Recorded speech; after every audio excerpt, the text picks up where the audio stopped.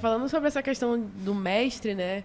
No caso, além de passar conhecimento para outras pessoas, você passou para o seu filho também, né? Como é que foi essa experiência de acompanhar o seu filho? No caso, você citou essa questão do exemplo e, assim, ser exemplo para quem convive com a gente 24 horas por dia é um pouco mais, é uma responsabilidade muito grande, um pouco até mais difícil, né? Porque a pessoa sabe o que você faz de bom, sabe o que você faz de ruim, quando você está num dia bom e quando você está num dia ruim. Ela está te vendo ali o tempo todo, né? Então, como é que foi essa experiência aí de ensinar, de passar esse conhecimento todo para o seu filho e hoje ele ser um dos seus braços direitos, como o senhor falou aí? Olha só, Camila, ele foi, para mim, uma companhia constante.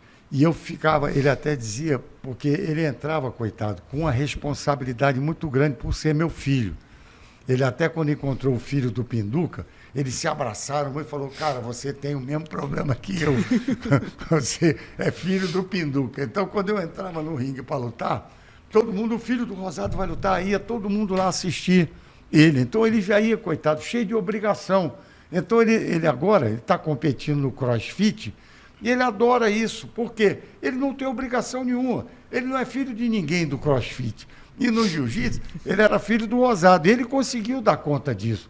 Ele foi campeão em todas as categorias do infantil, de juvenil e até um pouco na faixa de adulto. Mas depois que ele começou a dar aula, ele parou de competir. Porque quando você está competindo, ainda mais quando você responde por um nome, você tem que ter dedicação, cara. E se você não se dedicar, hoje em dia a coisa está muito profissional. Os competidores são de mais alto nível.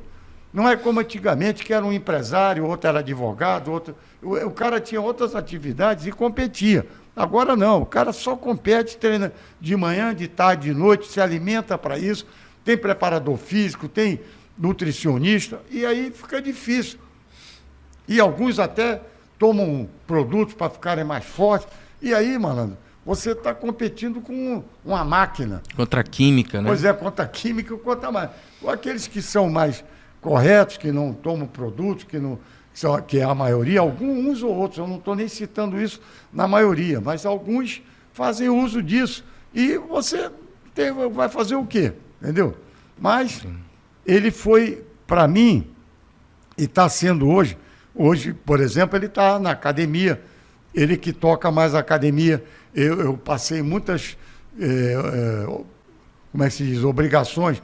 Ele é o cara que dá aula particular, eu já abri mão de dar aula particular, porque é uma coisa muito direta, e eu quero também, aos poucos, passando para ele essa responsabilidade administrativa que ele dá conta. Ele, como professor, ele dá show. Eu considero ele muito melhor do que eu, se eu fosse o parâmetro de exemplo.